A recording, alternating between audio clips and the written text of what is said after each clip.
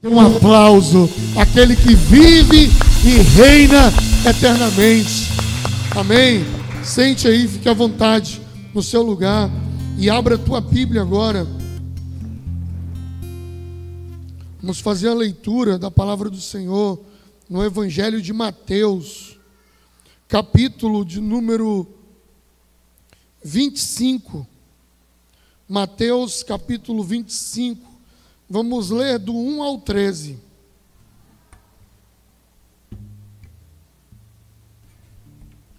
Mateus, capítulo 25, dos versos 1 ao 13.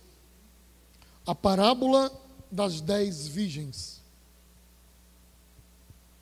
Mateus, capítulo 25, versos do 1 ao 13, diz assim: O reino dos céus será, pois, semelhante a 10 virgens, que pegaram as suas candeias e saíram para encontrar-se com o noivo. 5 delas eram insensatas e 5 eram prudentes. As insensatas pegaram as suas candeias, mas não levaram óleo. As prudentes, porém, levaram óleo em vasilhas, junto com as suas candeias. O noivo demorou a chegar, e todas ficaram com sono e adormeceram. À meia-noite, ouviu-se um grito: o noivo se aproxima, saiam para encontrá-lo. Então, todas as virgens acordaram e prepararam suas candeias.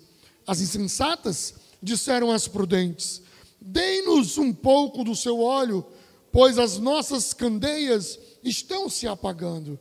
Elas responderam: Não, pois pode ser que não haja o suficiente para nós e para vós. Vão comprar óleo para vocês. E saindo elas para comprar o óleo, chegou o noivo.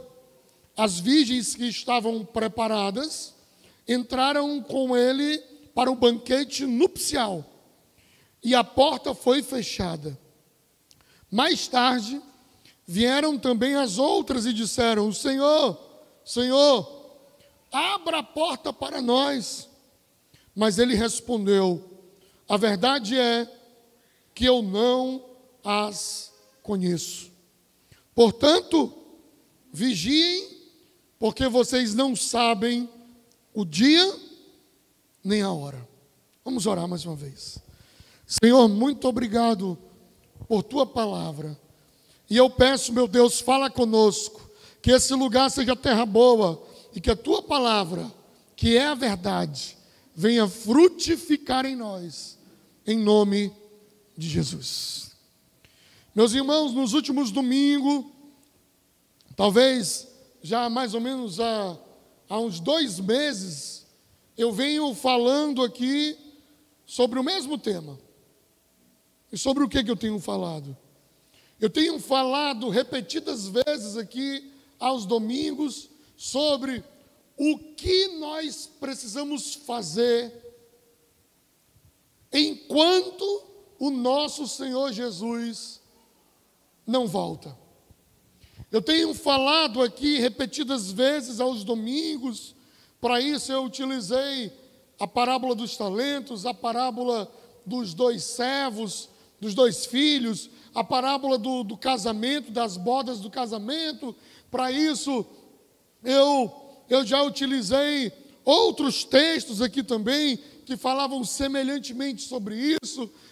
No domingo passado, mais uma vez falando sobre isso, e sobre esta espera, eu falei daqueles homens que subiram com um amigo no teto, e desceram com ele para ser evangelizado, porque eu tenho entendido, ao ler a palavra de Deus, que enquanto nosso Senhor Jesus não voltar, eu e você precisamos estar trabalhando.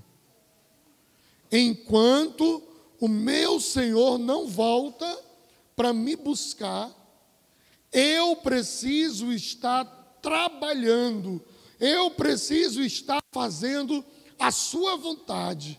Enquanto o meu Senhor Jesus não volta, Ele foi e Ele vai voltar. Ele disse: olha, eu vou preparar um lugar para vocês, para que onde eu estiver, vocês estejam também. Mas entre esse período que ele voltou para o céu e que ele virá nos buscar, entre esse meio termo aqui, o que eu e você precisamos estar fazendo. E eu tenho entendido, pela leitura da palavra, que enquanto o nosso Senhor não volta, não é o que o Senhor quer de mim e você, não é só que a gente esteja juntando riquezas, não é só que a gente esteja indo para uma igreja, não é só que a gente esteja criando filhos, não é só que a gente esteja planejando coisas, mas que nós estejamos trabalhando e fazendo a sua obra e fazendo a sua vontade. Quando eu leio a parábola das 10 virgens, essa parábola ela está incluída numa série de parábolas. E as parábolas estavam aqui descritas, Jesus para falar sobre o reino de Deus. E para exemplificar o que é o reino de Deus, o Senhor contou uma série de parábolas. Na parábola das 10 virgens, lembrando que parábola é um tipo de texto que se constrói, e o objetivo da parábola é uma moral da história que vai ter no final. Então eu conto uma parábola para que ela exemplifique algo que eu quero falar. Esse é o sentido de uma parábola. A parábola das 10 virgens só tem uma intenção de ter sido escrita, só uma. Essa intenção está escrita no capítulo 25, no versículo 13. No versículo 13, que nós lemos, foi o último versículo, quando ele diz assim: portanto, vigiem, porque vocês não sabem o dia nem a hora. O grande fechamento, o ápice da parábola das 10 virgens, é para falar exatamente o versículo 13. Portanto, que é utilizando para fazer o fechamento do seu pensamento, vigiem, porque vocês não sabem o dia e nem a hora. Deixa eu te lembrar a parábola aqui rapidinho, nós já lemos ela. Ela fala de 10 virgens. Essas 10 virgens, 5 prudentes, 5 insensatas. Elas estavam esperando o noivo, ficaram com sono, dormiram. No que dormiram, gritaram: lá e vem o noivo. Quando gritaram: lá e vem o noivo, algumas estavam com a sua lâmpada queimada, apagada já, porque já tinha se consumido. 5 delas tinham levado óleo extra, colocou o óleo extra. No que colocou o óleo extra, elas pegaram as suas lamparinas, saíram ao encontro do noivo e encontraram-se com o noivo. As outras foram comprar óleo, compraram óleo, voltaram com o óleo, mas quando voltaram, o noivo já tinha ido embora. Elas batem na porta: noivo, noivo, nós chegamos, estamos aqui, demoramos porque a gente foi comprar o óleo, mas já voltamos. Ele falou: eu não conheço vocês. E aí ele conclui dizendo: vigiem, versículo 13 mesmo, porque vocês não sabem o dia e nem a hora. O que ele estava dizendo? Olha, o nosso Deus pode voltar a qualquer momento, irmãos. Olhando a Bíblia, olhando as profecias, eu não percebo mais nada faltando para que o nosso Cristo volte. Você pode dizer assim: e ele diz que ele vai vir quando disserem que há paz. Esse grito de paz, irmãos, não é que vai acabar com a guerra. O grito de paz é um acordo, é um apertar de mão. Num apertar de mão, a gente pode dizer que há paz. Está tendo essa guerra lá na Rússia e a Ucrânia, e pessoas morrendo e muita coisa acontecendo, mas eles podem agora mesmo se reunir numa sala, um apertar a mão do outro e falar: aconteceu a paz. Então a paz que se fala, que se espera, ela pode acontecer a qualquer momento. O evangelho ser pregado em todos os lugares, irmãos, isso é o mais fácil. O mais fácil é esse evangelho ser pregado em todos os lugares. Agora mesmo, aqui dentro da igreja, nós estamos aqui transmitindo esse culto para o mundo inteiro. Deve ter 3 ou 4 assistindo agora, né? Mas a transmissão está para o mundo inteiro. Pessoa que tiver acesso às redes de telecomunicações aí, ela entra lá, assiste e vai estar lá. Disponível. O evangelho ser pregado no mundo inteiro é um clique. 2 pessoas. Um é o Kleiber, né? Um é o Kleiber, outro é o Plauto, o Ricos ali. Então, mas esse evangelho ser pregado no mundo todo é um clique, irmãos, para que isso aconteça. Paz é um aperto de mão para que isso aconteça. O restante, guerra, rumores de guerra, pai contra filho, filho contra pai, nação contra nação, terremoto, isso aí já vem acontecendo desde que o mundo é mundo, irmãos.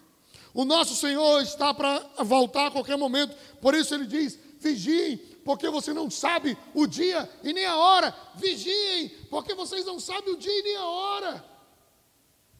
Pode ser hoje, pode ser agora, pode ser a qualquer momento. E como eu devo estar?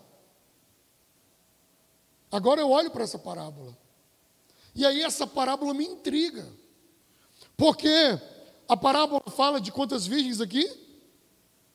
Capítulo 25, versículo 1. O reino dos céus será semelhante a 10 virgens, que pegaram as suas candeias e saíram ao encontro do noivo. Olha o que me chama a atenção. Lá no versículo 13, ele diz o que? Vigiem e orem, porque vocês não sabem o dia e a hora, não foi isso? Mas e como é que vigia? Enquanto o Senhor não volta, como é que eu tenho que estar? Eu tenho que estar vigiando. Mas e como é que eu vigio? Vamos lá. Ele diz aqui, olha, o reino dos céus é semelhante a 10 virgens. A ideia de virgem aqui é de pureza. A ideia aqui de virgem é aquela que está esperando o noivo. A ideia de virgem aqui é aquela que está separada para um dia se casar com alguém. E esse alguém é o Senhor Jesus. Essa virgem aqui é um simbolismo da igreja, daquela que está esperando, que vai se encontrar com o noivo. E o texto diz: as 10 não se encontraram. Mas as 10 eram virgens. Mas as 10 eram noivas. Mas as 10 estavam esperando o noivo. Mas as 10 tinham a candeia. A candeia é como uma espécie de uma lamparina. Para a nossa região aqui, talvez entenda melhor. Antes do Coca nascer, que agora só é lâmpada de emergência, né? Antes disso, existiam as lamparinas que a gente utilizava aqui para ter luz. E elas eram abastecidas com querosene, com combustível, com vários tipos de materiais que era para iluminar o caminho para onde estava indo. E aí ela vai dizer aqui, ó, que essas 10 eram virgens, que essas 10 eram noiva, que essas 10 tinham lâmpada, que essas 10 estavam esperando o noivo e que essas 10 queriam se encontrar com o noivo. E o que eu quero te dizer com isto? O que eu quero te dizer com isto é que não basta ser noiva, não basta ser virgem, não basta ter lâmpada. Não é suficiente estar, eu estou esperando, eu estou esperando, eu estou esperando o noivo, eu estou esperando Jesus voltar. Não é suficiente esperar ele voltar, não é suficiente estar aguardando por ele, não é suficiente ter uma aparência de santidade. Isso não é suficiente. Isso não é marca necessária. Isso não é marca indispensável para se encontrar com o noivo. Não é marca. O mais importante é, eles estão vendo, pode deixar. Tá? Eu estava muito preocupado ali que vocês não estavam vendo ela, né? Eu sabia que os irmãos estavam vendo. Então, existem coisas mais importantes. Existem coisas maiores e que talvez a gente não consiga imaginar. De como é que eu faço para esperar o Senhor? Versículo 2 diz que essas virgens, noivas, que esperavam um noivo, tinham uma característica diferente. 5 eram insensatas e 5 eram prudentes. Isso é basicamente o que as separa. 5 eram insensatas e 5 eram prudentes. A Bíblia diz que as insensatas tinham a candeia, mas não tinham óleo extra. E que a prudente tinha a candeia e tinha óleo extra. O versículo 5 vai nos dizer que o noivo demorou a chegar. Mas eu pergunto para os irmãos, o noivo demorou para chegar para as 10 ou só para as 5? Para as 10. O noivo demorou para as 10. E no versículo 5, diz que quantas ficaram com sono? Com sono? Todas. Olha lá, ó. O noivo demorou a chegar e todas ficaram com sono. Não só ficaram com sono, como também adormeceram. Então, eu tenho a insensata e a prudente. Ambas são virgens, ambas são noivas, ambas estão esperando, ambas têm lamparina, ambas acham que o noivo está demorando, ambas pegaram no sono e dormiram. Versículo 6. À meia-noite ouviu-se um grito, o noivo se aproxima, saiam para encontrá-lo. Versículo 7. Então todas as virgens acordaram e prepararam as candeias. Olha só, irmãos. Todas virgens, todas noivas, todas esperando, todas com lâmpada, todas acharam que ele estava demorando, todas dormiram, agora todas acordaram. Agora todas acordaram e prepararam as suas candeias. Todas, as 10. Mas de repente, irmãos, no versículo 8, as insensatas disseram: nós não temos óleo extra. Nós não temos óleo extra. E pediram prudentes: me dá o seu óleo, me dá o seu óleo. E aí, no versículo 9, as prudentes disseram: não, não, porque senão vai faltar para mim e para você. Vão comprar o de vocês. Irmãos, aqui aparece a única diferença entre elas. Uma tinha óleo e a outra não. Eu pergunto para você, que tipo de noiva do Senhor você é? Porque parece aqui que todas são noivas. Porque parece que todas são virgens. Porque parece que todas adormecem. Porque parece que todas acordam. Porque parece que todas estão esperando. Mas nem todas estavam preparadas para aquela situação. E a situação aqui era qual? A situação era a falta de óleo para acender a sua lamparina, a sua candeia, a sua luz. O problema aqui foi a falta do óleo. Mas também pode ser a falta do compromisso. Mas também pode ser a falta da fidelidade. Mas também pode ser a falta de vontade.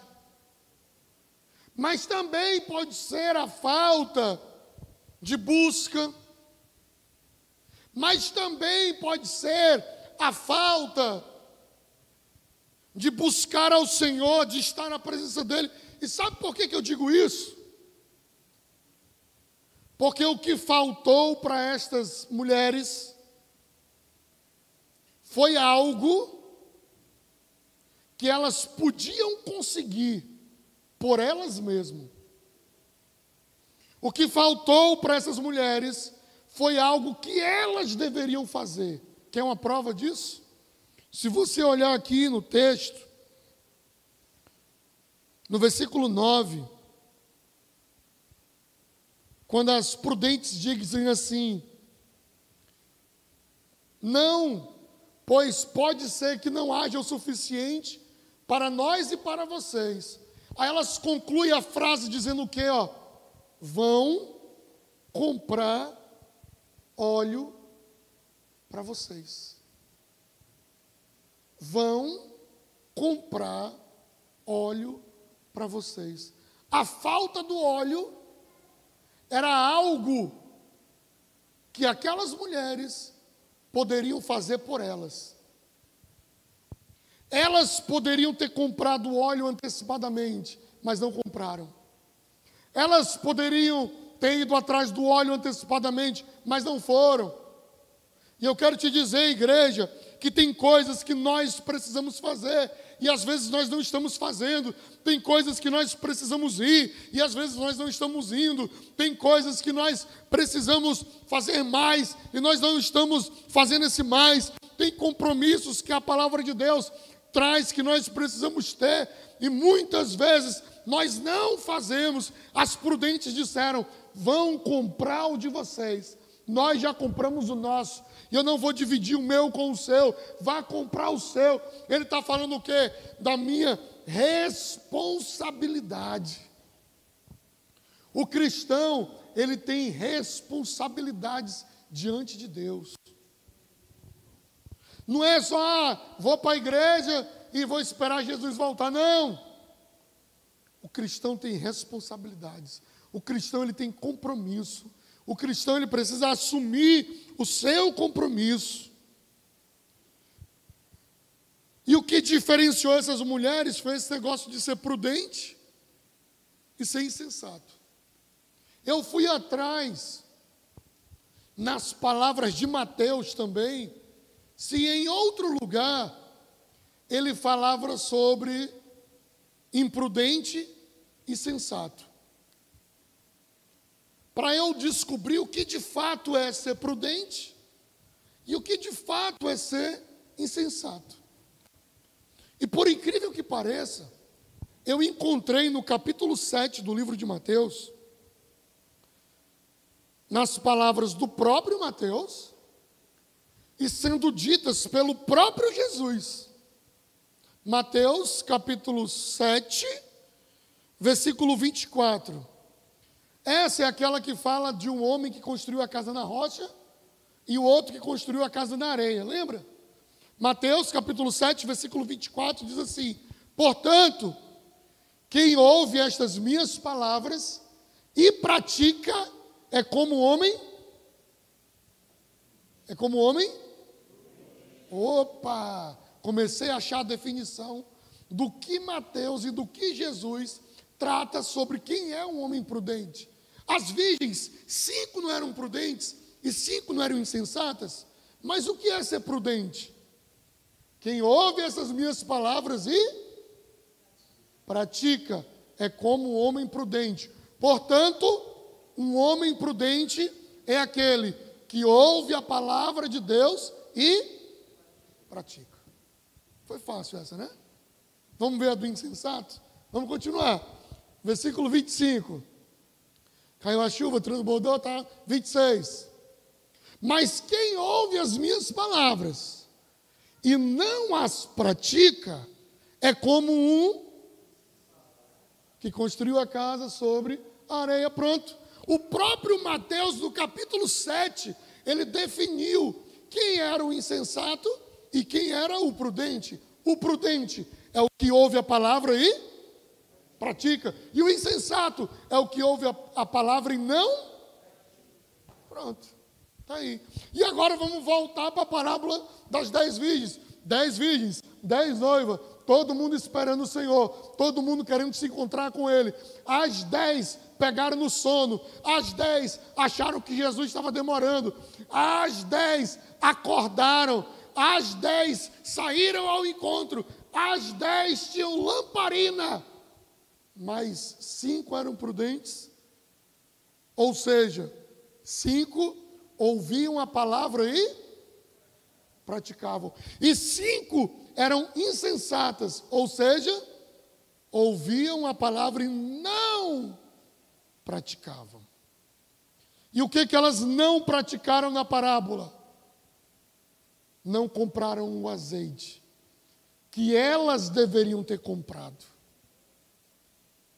Existem coisas, meu irmão e minha irmã, que nós precisamos fazer e que ninguém vai fazer por nós. João capítulo 11. Jesus vai na casa em Betânia de Marta, Maria e Lázaro. Lázaro estava morto, já fazia 4 dias de morto. Jesus chega lá e diz: Maria, ele vai ressuscitar. Quando ele diz Maria vai ressuscitar, fica aquele negócio, mas vai ser lá na glória e fica aquele negócio. Jesus chega no túmulo. O que é mais difícil, irmãos? Não sei se você já ressuscitou alguém, mas o que é mais difícil na hora de ressuscitar alguém? A fé para quê? Para fazer o rapaz de volta à vida, né? A parte de, por exemplo, mandar cavar o buraco e tirar a areia, o barro que está em cima, é um dos mais difíceis, será? Na época de Jesus, não era barro que jogava em cima, ficava dentro de uma caverna, colocava uma pedra, né? E quando Jesus chega lá, para ressuscitar um morto, 4 dias morto, aí Jesus diz assim: tirem a pedra. Irmão, se eu tivesse lá, eu ia falar logo: o cara não consegue tirar nem a pedra, imagina ressuscitar um morto. Né? Porque eu pensava logo assim, que ele ia falar assim: pedra! E a bicha ia sair girando. Eu já imaginava assim. Mas não, ele chega lá e fala: alguém tira a pedra aí, por favor. Isso não vai dar certo. Não vai dar certo. Mas beleza.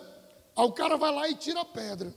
Depois que ele tira a pedra, ele olha para o céu e fala: Pai, eu te louvo, porque o Senhor sempre me ouve. Aí ele diz: Lázaro, vem para fora.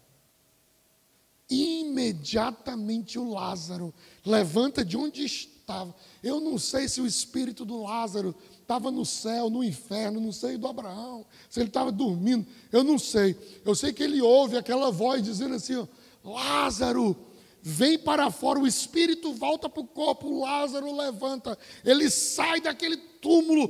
Todo mundo fica admirado com o que aconteceu, com o que estava acontecendo ali naquele lugar, e as pessoas não sabiam para onde. Meu Deus, o que foi que houve? Mas e por que ele não tirou a pedra?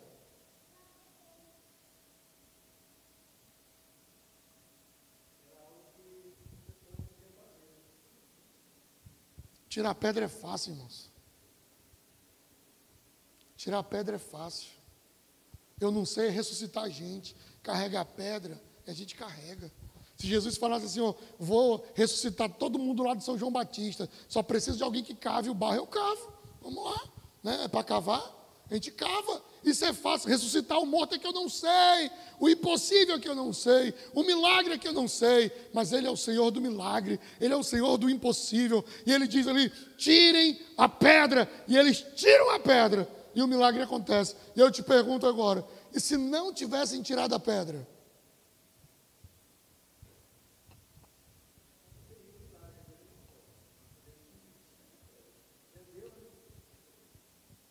E aí? Será se acontecia um milagre?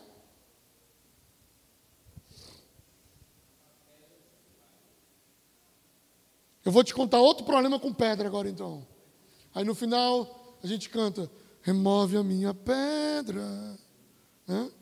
Me chama pelo... Olha só, o Senhor Jesus foi sepultado, sexta-feira à tarde, domingo de manhã, Maria Madalena, Maria Salomé e Maria mãe de Tiago, Maria mãe de Jesus, né? Maria Madalena, Maria Salomé e Maria mãe de Jesus pegam perfumes, pegam aromas e vão para o túmulo. Quando elas vão andando para o túmulo, uma diz para a outra, quem vai remover a pedra? Porque é muito pesada.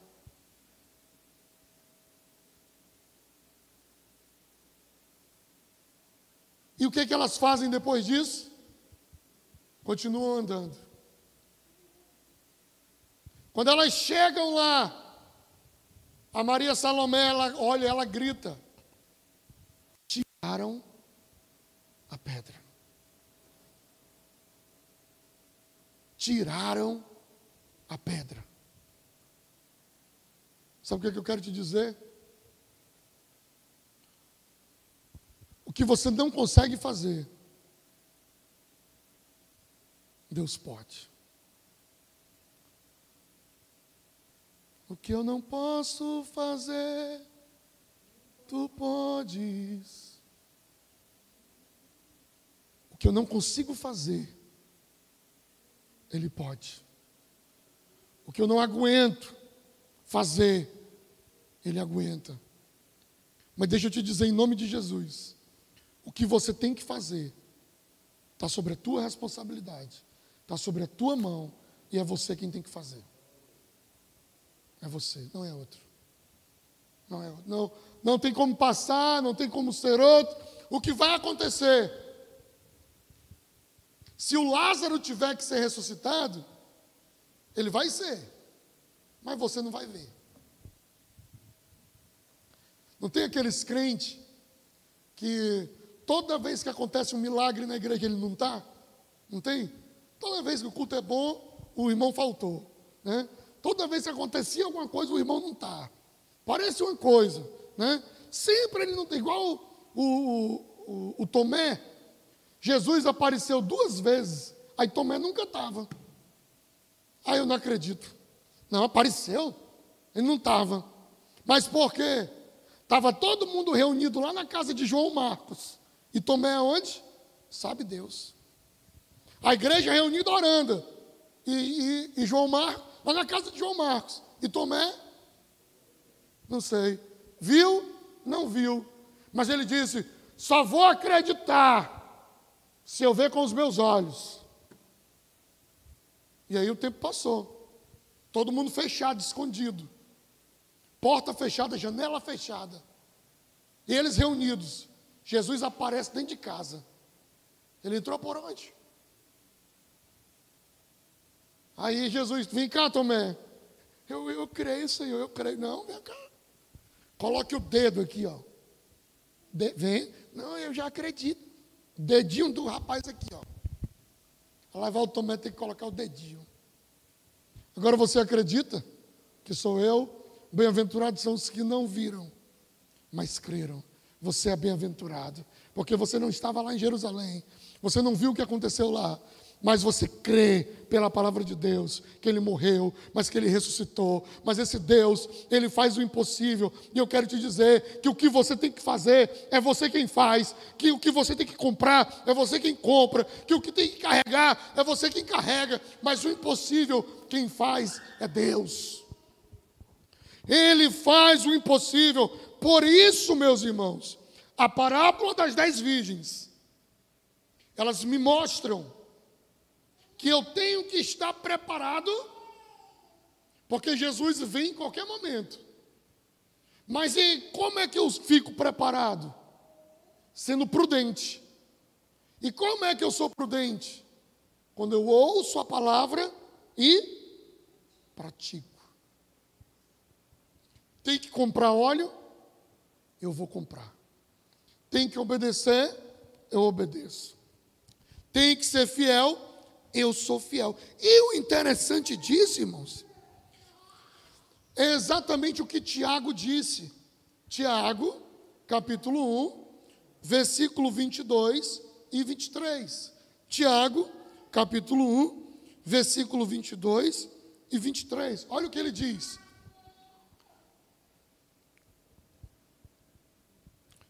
Capítulo 1, versículo 22. Sejam praticantes da palavra, e não apenas ouvintes. Porque quando eu só ouço e não pratico, eu estou enganando a mim mesmo. Versículo 23. Aquele que ouve a palavra, mas não põe em prática, é semelhante a um homem que olha a sua face no espelho. Olhei minha face no espelho. 24. Depois de olhar para si, sai e logo esquece a sua aparência. O homem que ouve as minhas palavras e não pratica é como um homem que se olha no espelho e depois de se olhar, quando sai, ele não lembra mais do que viu, ele não lembra mais do que era, ele não lembra mais quem estava lá. Por que isso? Quando eu olho no espelho, eu vejo quem eu sou. Quando eu olho no espelho, eu vejo meus defeitos, minhas qualidades, minhas virtudes. Quando eu olho no espelho, eu vejo quem realmente sou. Mas de repente eu saio do espelho e eu já esqueço de quem eu sou. Eu já esqueço do que eu posso fazer. Eu já esqueço de quem realmente eu sou. Que eu sou um pecador, que eu preciso de Deus, que eu preciso da glória de Deus, eu preciso da vida de Deus. Irmãos, nós não podemos ser só ouvintes da palavra, mas nós precisamos praticar a palavra, precisamos colocar a palavra em prática, porque se eu não pratico a palavra, eu sou como alguém que vive num auto-engano, que eu me olho, eu me vejo, a palavra é como me olhar no espelho. Quando a palavra é pregada, é como se eu conseguisse me ver na palavra, e diante do que eu sou, que a palavra me mostrou quem eu sou, eu viro as costas e eu não lembro mais quem eu sou. É como ouvir a palavra e não praticar. A palavra é como se ela me mostrasse por dentro, se ela trouxesse à tona o que está dentro de mim. A palavra me confronta. A palavra, ela olha para além do que os homens veem. A palavra mostra quem eu sou real. Mas se eu esqueço de quem eu sou, é como ouvir a palavra e não praticar. Não se engane, não se engane. Não queira viver uma vida fugindo da palavra, fugindo do espelho, fugindo de tantas coisas. Não queira isso, não queira isso. Cumprir a palavra é viver uma vida prudente. Cumprir a palavra é o que o Senhor espera dos seus filhos. E eu quero te dizer, não basta ser de uma denominação, não basta ser chamado de crente, não basta ter uma Bíblia, não é suficiente ter um linguajar de crente. Enquanto Jesus não volta, nós precisamos ser achados, trabalhando, fazendo a obra dele, cumprindo a sua palavra. É isso que nós temos que fazer. Sem se esconder, sem se enganar, sem fugir, sem passar a mão, mas trabalhando para a obra de Deus. O Senhor Jesus disse: o meu Pai trabalha até agora e eu trabalho também. O Senhor nos chama para a sua obra. O Senhor nos chama para pregar o Evangelho. E eu falei isso no domingo passado. Para quantas pessoas você já falou de Jesus este ano? Quantas pessoas você trouxe à casa dele para ouvir a palavra de Deus? Já estamos no mês de agosto. Para quantas pessoas você anunciou o Evangelho? Para quantas pessoas você facilitou que ele fosse salvo? Para quantas pessoas você disponibilizou a boa nova de Cristo? Não basta ser noiva, não basta ser virgem, não basta estar esperando, é preciso cumprir a palavra. Se não cumprir a palavra, ele vai dizer: eu não conheço vocês. Eu não conheço vocês. Foi o que ele disse lá no Mateus, capítulo 25, no versículo 12. Quando ele disse: olha, eu não conheço vocês. Eu não conheço, a verdade é que eu não as conheço. Mas eu não sou noiva, mas eu não estava esperando. Mas não pratica a palavra. É essa que o Senhor conhece. Amém? Vamos orar? Vamos ficar de pé? Se você puder ficar de pé onde você está.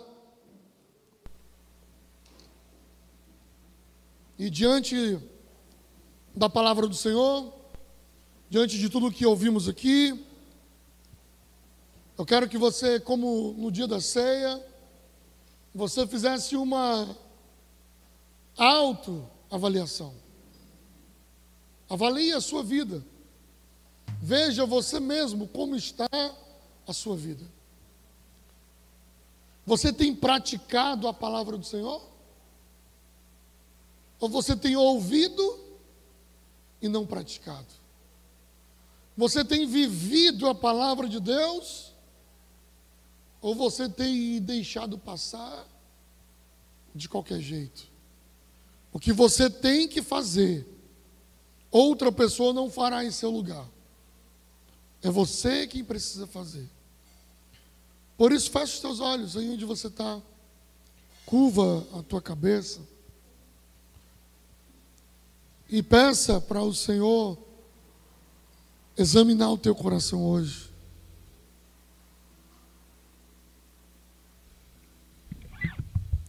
Peça para o Senhor examinar a tua mente hoje.